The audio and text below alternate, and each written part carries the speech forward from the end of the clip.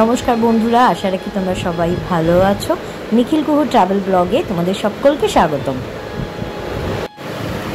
কোনো রকমের pre planning ছাড়াই এবার বেরিয়ে পড়েছিলাম একদিনের জন্য কলকাতা থেকে বাই রোড দীঘার উদ্দেশ্যে।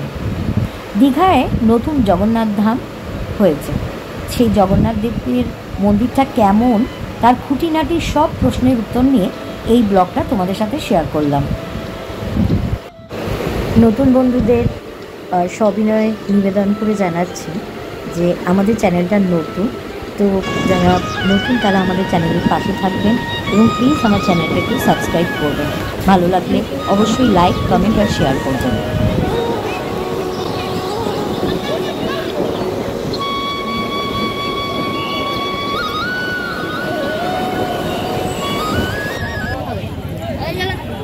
এটা হচ্ছে রাতের ভিউ।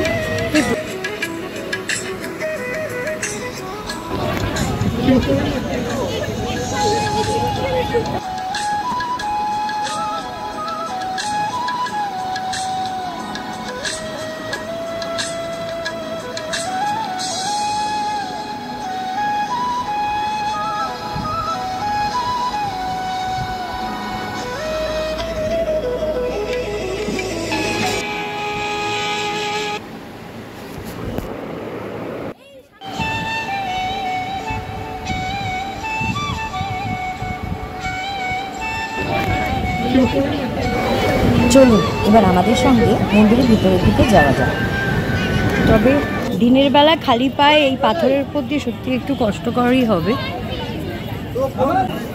দেখুন, এই সিস্টেমটা খুব ভালো করেছে বয়স্ক মানুষদের জন্য, যারা হাঁটুর সমস্যা, সিঁড়ি দিয়ে উঠতে পারে না, তাদের জন্য করেছেন। তো এই জায়গাটা হচ্ছে হুইল চেয়ার দিয়ে, এখানে হুইল চেয়ারও অ্যাভেলেবেল আছে, তো হুইল চেয়ার দিয়ে বয়স্ক মানুষরাও যেতে পারবে। এই যেখানে প্রপার হুইল চেয়ারের ব্যবস্থা আছে। এই যে এখানে সেই যে দেখা যাচ্ছে জগন্নাথ দেবের রথ রেডি আছে, সামনেই 27শে জুন হচ্ছে রথ, তার আগেই প্রস্তুত করা হয়ে গেছে জগন্নাথ দেবের রথ। অসাধারণ মন্দির হয়েছে।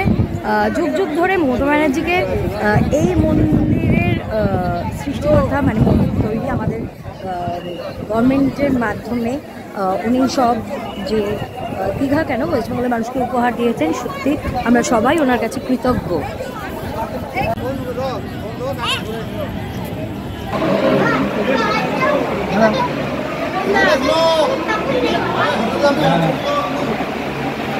দেখো সামনে নিচু আছে,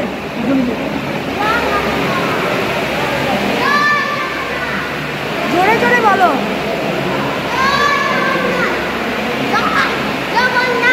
এখানে একটা ইনফরমেশন দিয়ে রাখি, মন্দিরের ভিতরে কিন্তু ব্যাগ, মোবাইল নিয়ে যাওয়ার অনুমতি আছে।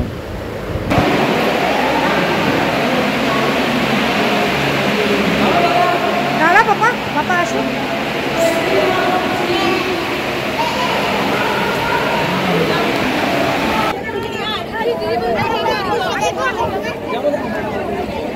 করতে দিচ্ছে বেশ একটা ওই মন্দির থেকে, তারপর আবার এই মন্দিরে সেখানে ভিতরে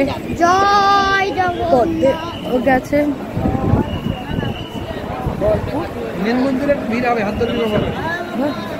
পাপার হাত ধরো, পাপার হাত ধরো, ওদিকে যাও না, লাইন চলে যাচ্ছে, আসো এদিকে। পদ্মফুল, পদ্মফুল গাছ।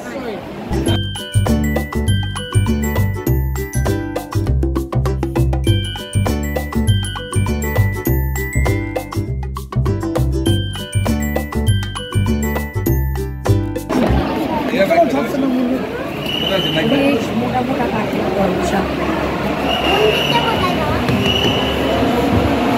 দরজাগুলো বেশ শক্তপোক্তই করে।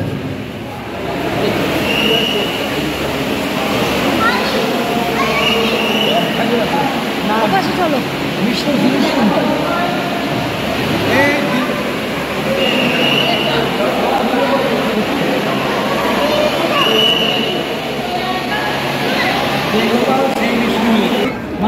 এইখানে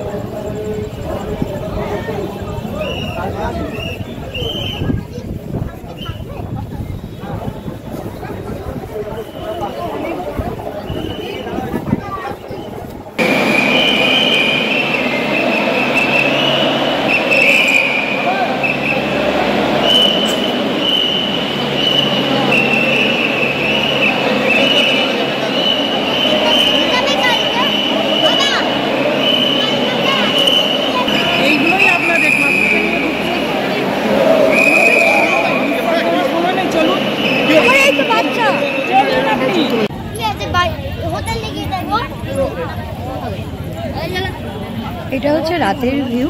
তো কালকে সকালে মর্নিংয়ে আমরা আবার আসবো, তখন মর্নিং ভিউটা শেয়ার করব, কারণ রাতে লাইটের আলোতে একরকম দেখায় এবং দিনের আলোতে তার সৌন্দর্য আরও অন্যরকম হয়।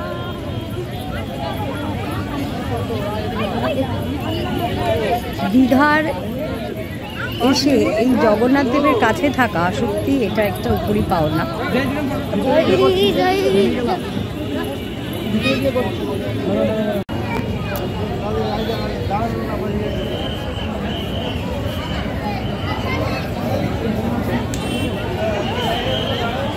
এখানে একটা ইনফরমেশন দিয়ে রাখি, যারা গাড়ি নিয়ে আসবেন 6 নম্বর গেট দিয়ে ঢুকবেন।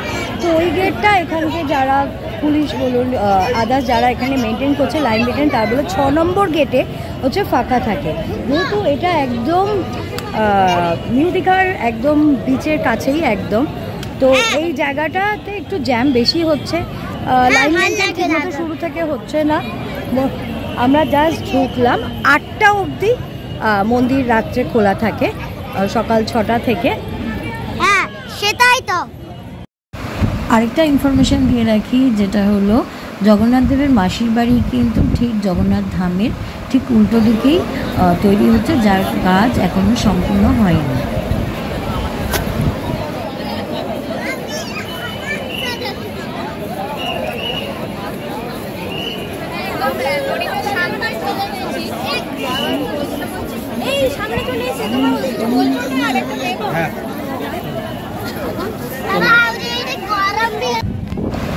জগন্নাথ ধাম মন্দির দর্শন করার পর আমরা ওল্ড দীঘায় চলে গেছিলাম, ব্যারিস্টার কলোনির দিকে, যেখানে সমুদ্রের পাশটা বেশ নিরিবিলি থাকে, লোকজনের সংখ্যাও খুব কম থাকে। বেশ খানিকটা সময় আমরা ওখানে কাটিয়েছি, সেটাও তোমাদের সাথে শেয়ার করলাম।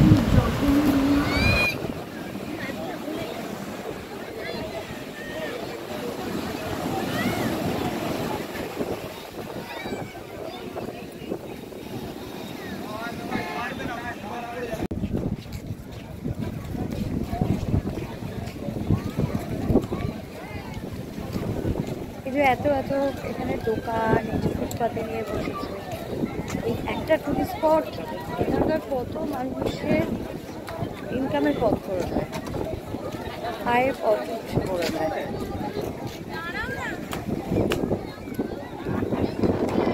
এই প্রাকৃতিক আর কৃত্রিম সাজ মিলে বেশ মেলবন্ধনে বেশ সুন্দর হয়ে উঠেছে দীঘার, আরও উন্নত হোক। এইখানেই আমাদের ব্লগটা শেষ করলাম।